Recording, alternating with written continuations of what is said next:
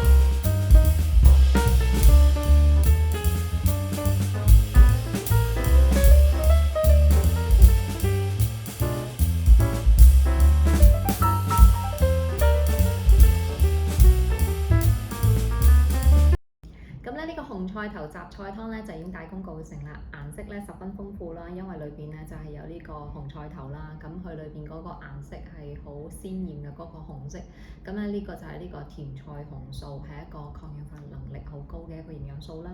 咁記住有啲朋友仔話，哎呀有陣時飲完食完紅菜頭嘅湯水啊，或者食完紅菜頭之後咧，啲大小二便會變咗紅色，好驚啊咁樣，其實就唔需要太擔心嘅，即係如果你知道自己係食咗一啲例如紅色嘅火龍果啊，或者紅菜頭啊呢啲咧嘅食物嘅時候咧，嗰日即係嘅可能大小二便咧就會起咗一個嘅紅紅地咁嘅顏色啦，呢啲係啲短暫性嘅情況嚟嘅啫嚇，但係如果一啲大小二便係持續性咁係變咗紅色啊、黑色啊嗰啲咧，咁就要睇醫生啦。OK，咁所以呢一個大家可以留意翻。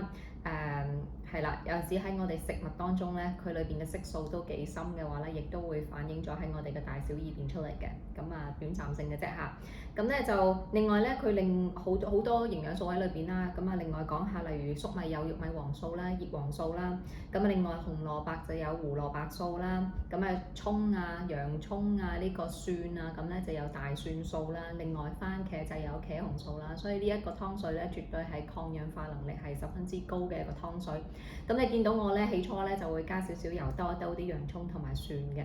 點解咧？就係因為一啲嘅茄紅素啊，或者佢嗰個嘅紅蘿蔔嗰啲胡蘿蔔素啊、玉米黃素都好咧，其實佢哋呢啲都係屬於一啲脂溶性嘅營養素嚟嘅。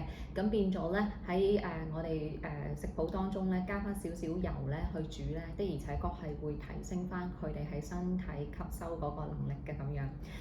另外唔好嘥咗啲湯渣啦，即係我希望大家係連埋啲湯渣去進食啦。